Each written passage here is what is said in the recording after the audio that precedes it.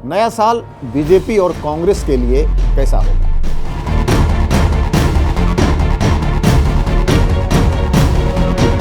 पांच राज्यों में चुनाव होने हैं। केंद्र सरकार बंगाल को लेकर भेदभाव की नीति अपनाती है। राहुल गांधी को लेकर पार्टी के भीतर ही सवाल उठने लगे हैं और बीजेपी के लिए एक अग्नि परीक्षा से कम नहीं। सबसे अहम ताकत जो बीजेपी के पास है वो है मोदी फैक्टर। नया साल बीजेपी और कांग्रेस के लिए कैसा होगा? क्या क्या चुनौतियां हैं उनके सामने? 5 राज्यों में चुनाव होने हैं। तमिलनाडु, केरल, आसाम, पुडुचेरी और बंगाल। इन राज्यों को लेकर कांग्रेस की क्या रणनीति है, बीजेपी की क्या रणनीति है? क्योंकि ये इन 5 राज्यों को अगर देखें तो तमिलनाडु में बीजेपी कभी भी सरकार में नहीं आई, कभी भी सत्ता में नहीं रही। वही हाल बंगाल में भी बीजेपी का रहा। इतना ही नहीं, अगर आप केरल में देखें तो केरल में भी बीजेपी कभी सरकार नहीं बना पाई अब तक। तो यानी 5 में 3 राज्य ऐसे हैं जहां बीजेपी कभी भी सत्ता में नहीं रही। रही बात आसाम की, तो पिछले 2 चुनाव से वहां उनकी सरकार है और पुडुचेरी में सहयोगी दल के साथ सरकार है। तो जिस तरह से अगर आप 2025 की बात करें तो 2025 में 2 चुनाव हुए, दिल्ली और बिहार, और दोनों चुनाव में पार्टी ने जिस जबरदस्त जीत हासिल की। तो सबसे बड़ा चैलेंज, सबसे बड़ी चुनौती अब यह है कि 2026 में पार्टी उसी रफ्तार से आगे बढ़ती रहेगी, और अगर उसी रफ्तार के लिए पार्टी किन सहयोगी, तमिलनाडु की अगर हम बात करें तो किन सहयोगी दल को टटोल रही है, किस सहयोगी दल के साथ जाएगी, केरल में क्या स्ट्रेटेजी होगी, ममता को हराने के लिए बंगाल में क्या स्ट्रेटेजी होगी, आसाम बना रहे उनके पास, आसाम में उनकी सरकार बनी रहे इस बार भी, उसके लिए क्या रणनीति होगी, पुडुचेरी को लेकर भी सहयोगी दल के साथ क्या रणनीति होगी। तो ये सब तमाम चुनौतियां बीजेपी के सामने हैं। दूसरी तरफ अगर कांग्रेस की बात करें तो बंगाल में, तमिलनाडु में, इन जगहों पर कांग्रेस ना के बराबर है। अब केरल में सहयोगी हैं, सहयोगियों के साथ मिलकर सरकार चला रही है। वही हाल पुडुचेरी का है। असम में भी कांग्रेस की स्थिति लगातार पहले सत्ता में थी, 2 दशक से सत्ता से बाहर है। तो कांग्रेस के सामने क्या क्या चुनौतियां हैं, चाहे वो लीडरशिप को लेकर हो, पार्टी के संगठन को लेकर हो, कार्यकर्ताओं को लेकर हो, फंडिंग को लेकर हो। तो आज मैं इन तमाम चुनौतियों का राहुल गांधी के सामने, प्रधानमंत्री मोदी के सामने, यानी कांग्रेस और बीजेपी के सामने, इनका हम अखंड विश्लेषण करेंगे। तो चलिए सबसे पहले शुरुआत करते हैं बंगाल से। बंगाल में ममता पिछले कई चुनाव से वहां सरकार में है। पिछली बार भी चुनाव में बीजेपी ने अपना पूरा जोर लगाया था, लेकिन बीजेपी वहां सफल नहीं हो सकी। इस बार अभी याद होगा अमित शाह ने कहा है कि वो 2/3 बहुमत लाकर इस चुनाव में ममता को बाहर करेंगे, सत्ता से बाहर करेंगे। ये बीजेपी का वहां मंसूबा है, दावा है। लेकिन जिस तरह से ममता वहां जो लोकल माटी मानुस साथ ही जो मुस्लिम मतदाताओं की अगर आप बात करें, मुस्लिम वोटर्स की बात करें जो ममता के साथ हैं, इन सब चीजों को अगर देखें तो इस बार भी चुनाव में ममता इन्हीं मुद्दों को लेकर लड़ेगी और लगातार केंद्र सरकार को यह कहना कि केंद्र सरकार की योजनाएं, केंद्र सरकार बंगाल को लेकर भेदभाव की नीति अपनाती है, केंद्र सरकार बंगाल को उतनी मदद नहीं करती, जो एक विक्टिम कार्ड होता है वो खेलना, इन सब चीजों को लेकर इस बार फिर ममता चुनाव में होगी। हालांकि ममता को एक बड़ा झटका ये लगा है कि वहां उनके एक विधायक जिनको उन्होंने पार्टी से निकाला, कबीर, जिन्होंने 100 सीटों पर चुनाव लड़ने का फैसला किया है, ये वही कबीर है जो बाबरी मस्जिद वहां बनाने जा रहे हैं। तो इसे माना जा रहा है कि इससे ममता को नुकसान होगा। नुकसान यह होगा कि मुस्लिम वोट जो एक मुश्त ममता को जाते थे वो अब बट सकते हैं। दूसरी तरफ बीजेपी की अगर आप बात करें तो बीजेपी काफी ज्यादा बंगाल को लेकर अग्रेसिव है, संगठन और वहां मजबूत हुआ है, पार्टी कार्यकर्ताओं में जोश है, कैडर मजबूत हुआ है। इसके अलावा जो अवैध सर के जरिए जो अवैध मतदाता पकड़े गए, अवैध मतदाताओं को हटाया गया, जो कहा जाता है कि वो ममता के वोटर्स होते थे, उसका भी काफी ज्यादा बीजेपी को फायदा होगा। रही बात कांग्रेस की, तो कांग्रेस यहां महज एक जूनियर पार्टनर के तौर पे है। कांग्रेस का यह उम्मीद करना कि वो बंगाल में सरकार बना लेगी, यह मुश्किल सा दिखता है।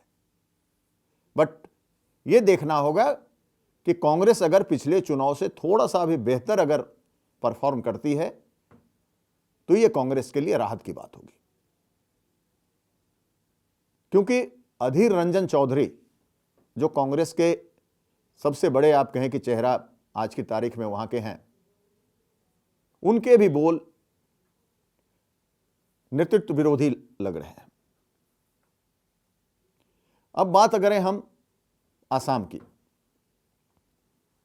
आसाम में बीजेपी पिछले 10 सालों से सत्ता में है, लगभग 10 सालों से सत्ता में है, और कई परियोजनाएं लगातार वहां, अगर आप विकास की बात करें, डेवलपमेंट की बात करें, वहां लगातार जो बीजेपी अक्सर कहती है डबल इंजन की सरकार, तो आसाम डबल इंजन की सरकार में आसाम को काफी ज्यादा फायदा हो रहा है। कई सारे प्रोजेक्ट्स आपने देखा होगा, अभी हाल में भी प्रधानमंत्री ने एक प्रोजेक्ट का उद्घाटन किया था, तो इसका एक फायदा हो रहा है। तो बीजेपी को उम्मीद है कि ये जो विकास है, डेवलपमेंट है, ये उसके पक्ष में जाएगा। दूसरी तरफ बीजेपी काफी आक्रामक भी है कांग्रेस को लेकर, क्योंकि वहां बीजेपी की सीधी लड़ाई कांग्रेस से होगी। घुसपैठिए, बांग्लादेशी घुसपैठियों को लेकर जो बीजेपी का रवैया रहा है, जिस तरह से वहां उनकी पहचान की जा रही, उन्हें डिटेंशन सेंटर में रखा जा रहा है, उन्हें वापस भेजा जा रहा है, ये इससे भी बीजेपी को लगता है कि वहां फायदा होगा। अब रही बात कांग्रेस की, तो कांग्रेस के पास अगर कोई चेहरा है तो वो गौरव गोगोई है। लेकिन पिछले कुछ दिनों से देखें कि गौरव गोगोई की पत्नी को लेकर कई सारे आरोप मुख्यमंत्री ने खुद लगाए। वहां कई सारे ऐसे आरोप हैं जिनको लेकर काफी विवाद हुआ। हालांकि गौरव युवा हैं, उनके पिताजी कई सालों तक वहां मुख्यमंत्री रहे, उनकी अपनी विरासत भी है। तो आसाम में हो सकता है बीजेपी को कांग्रेस थोड़ी फाइट दे, अच्छी टक्कर दे सकती है। अब आते हैं तमिलनाडु में।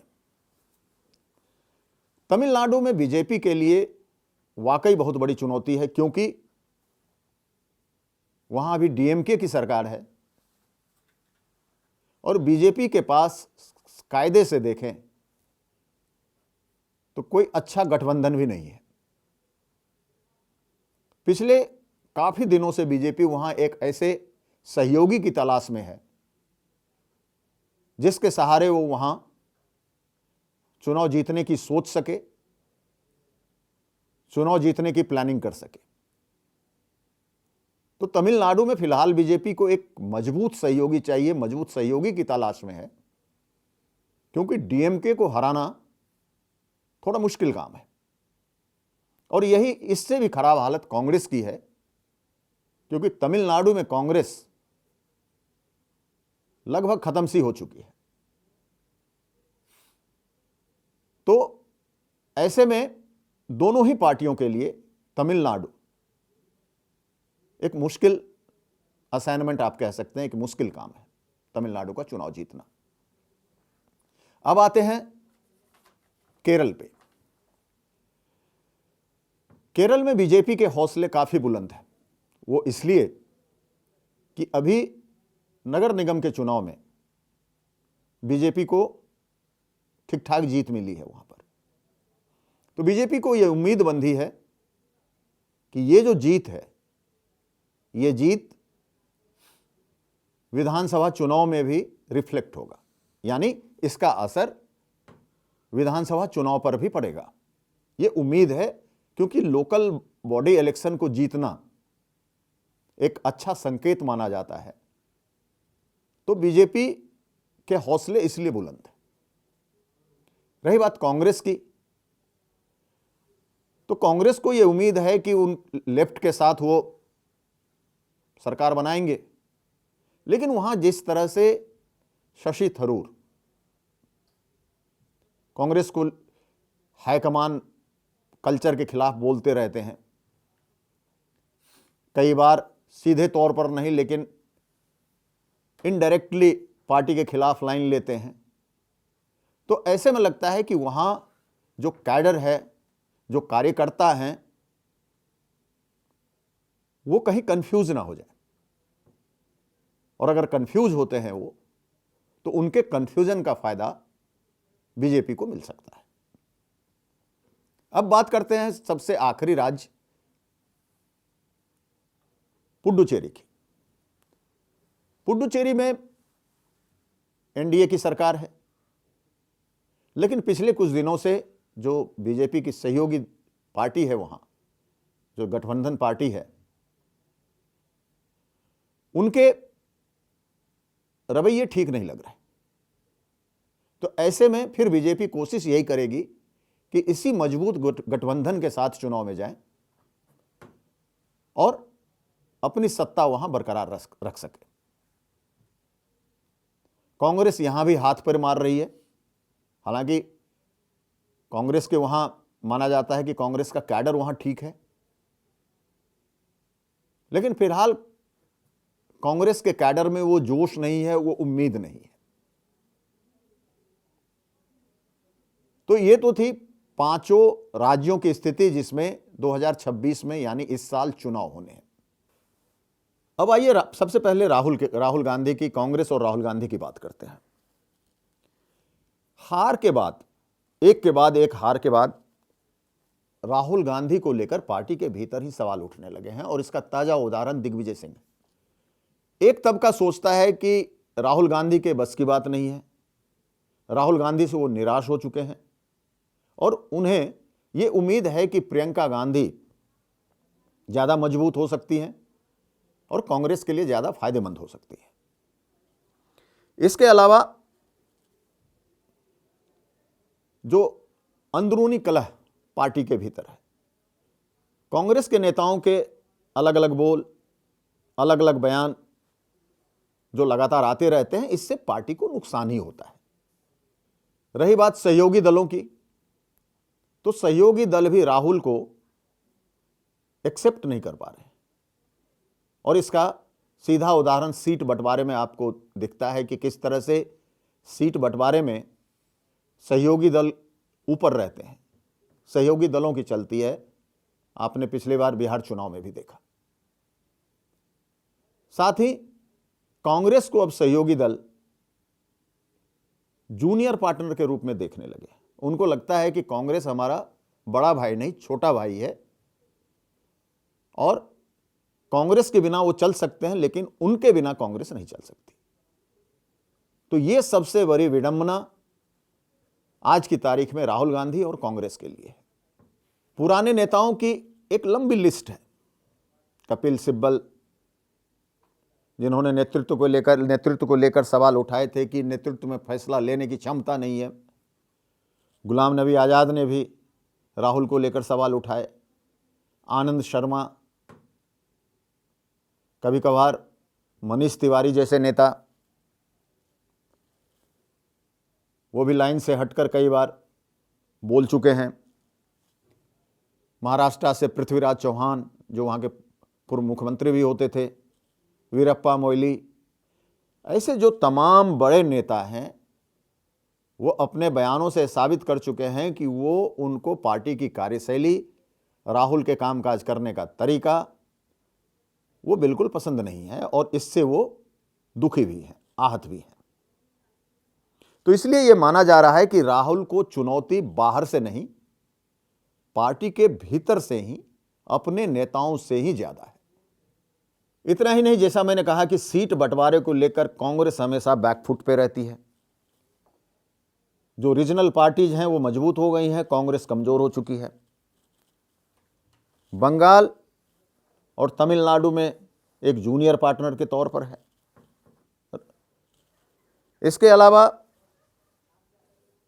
पार्टी की और भी कई सारी समस्याएं, यानी अगर सीधे तौर पर कहें तो पार्टी के लिए अब करो या मरो वाली स्थिति है, क्योंकि बूथ लेवल कैडर पार्टी का लगभग ना के बराबर है, बेहद कमजोर हो चुका है। युवा कार्यकर्ता बहुत कम दिखते हैं। जो एक युवा कार्यकर्ताओं के बदौलत जिस तरह से होना चाहिए, वो काफी ज्यादा कम है। कार्यकर्ताओं में निराशा है, हताशा है, वो हताश हैं।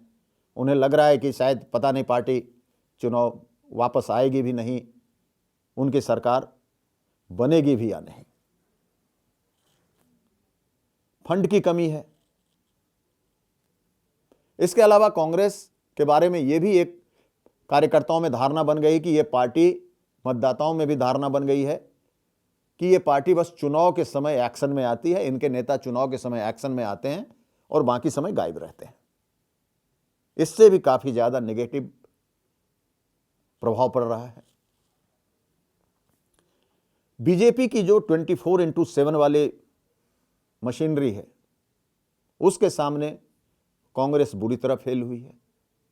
जिस तरह से बीजेपी 24x7 काम करती है, लगी रहती है, कांग्रेस इस मोर्चे पर भी फेल है। और सबसे आखिरी में यह कि बीजेपी विरोध की बात तो कांग्रेस करती है, बीजेपी को हटाने की बात तो कांग्रेस करती है, लेकिन कहीं यह बात नहीं होती कि हटाकर बीजेपी हटाकर कांग्रेस क्या करेगी। उस बात को लेकर कोई साफ नहीं है। इस बात को लेकर एक भ्रम सी स्थिति पैदा हो गई है। एक लोगों के मन में एक भ्रम सा है कि बीजेपी हटाने की बात तो कांग्रेस करती है, लेकिन हटाकर काम क्या करेगी, इसको लेकर एक भ्रम सी स्थिति पैदा हो गई है। अब बात करते हैं बीजेपी की। तो ये चुनाव उनके लिए, खास करके ये 5 राज्यों में चुनाव बीजेपी के लिए एक अग्नि परीक्षा से कम नहीं है। अगर हार होती है तो पार्टी की अजय छवि को झटका लगेगा। हालांकि सबसे अहम ताकत जो बीजेपी के पास है वो है मोदी फैक्टर, जो सबसे बड़ी ताकत, जिसके सहारे पार्टी को ये उम्मीद है कि वो चुनाव हर हाल में जीतेगी। शाह और मोदी की जोड़ी, जो चुनाव जिताने वाली एक जो बेहतरीन जोड़ी होती है, वो जोड़ी को लेकर कार्यकर्ताओं में भरोसा है, लोगों को भी भरोसा है। मजबूत संगठन और कैडर, पिछले कुछ सालों में बीजेपी का संगठन काफी मजबूत हुआ है, कैडर काफी मजबूत हुआ है। ऐसे में वो सरकार के कामकाज से लेकर पार्टी के नीतियों को अच्छे तरीके से लोगों तक पहुंचाने में सफल रहे हैं। केंद्र की सरकार, केंद्र में भी सरकार का मतलब जो मैंने कहा कि डबल इंजन की सरकार होती है, यानी विकास के कामों में, बाकी चीजों में डबल इंजन की सरकार सिंगल इंजन की सरकार से ज्यादा इफेक्टिव तरीके से काम करती है। मोदी की लोकप्रियता, प्रधानमंत्री मोदी की लोकप्रियता दिन ब दिन बढ़ती जा रही है, जिसका फायदा हर चुनाव में होता है और उम्मीद की जा रही है कि इन चुनावों में भी होगा। और अगर तुलना करें तो मोदी के सामने विपक्ष का चेहरा यानी राहुल गांधी बेहद कमजोर साबित होते हैं, बेहद कमजोर दिखते हैं। तो ये भी बीजेपी के पक्ष में ही जाता है। आज की तारीख में अगर आप देखें, दोनों पार्टियों के आंकड़े को देखें तो 12 राज्यों में बीजेपी अकेले अपने बूते सत्ता में है, जबकि 5 राज्यों में एनडीए की सरकार है, यानी गठबंधन के साथ पार्टी सरकार में है। तो 17 राज्यों में एनडीए की सरकार है। इसके अलावा 5 केंद्र शासित राज्य हैं जहां पर बीजेपी की सरकार है, यानी कुल मिलाकर आप देखें तो 22 राज्यों में और केंद्र शासित राज्यों को मिलाकर मैं बात कर रहा हूं, बीजेपी की सरकार है, जो कुल देश का लगभग 61% यानी 61%। वहीं अगर कांग्रेस की बात करें तो 3 राज्यों में कांग्रेस की सरकार है और एक जगह गठबंधन की सरकार है, यानी 4 राज्यों में कांग्रेस और उनके सहयोगियों की सरकार है। और जो देश का 13% होता है, महज 13%, यानी कांग्रेस की तुलना में करीब 5 गुना ज्यादा राज्यों पर बीजेपी और एनडीए का शासन है। तो ये थे राहुल गांधी, कांग्रेस, मोदी, बीजेपी, इनके 2026 का विश्लेषण कि कहां चुनौतियां हैं, चुनाव हारते हैं तो क्या होगा, चुनाव जीतते हैं तो क्या होगा, किस तरह से इनके सामने चैलेंजेज हैं। तो ये जो हमने पॉइंटर्स में बताए कि किस तरह से बीजेपी के सामने, कांग्रेस के सामने, राहुल गांधी के सामने, प्रधानमंत्री मोदी के सामने 2026 में राजनीतिक चुनौतियां हैं। अगर वो जीतते हैं तो क्या होगा, हारते हैं तो क्या होगा। इंतजार करिए बस। धन्यवाद।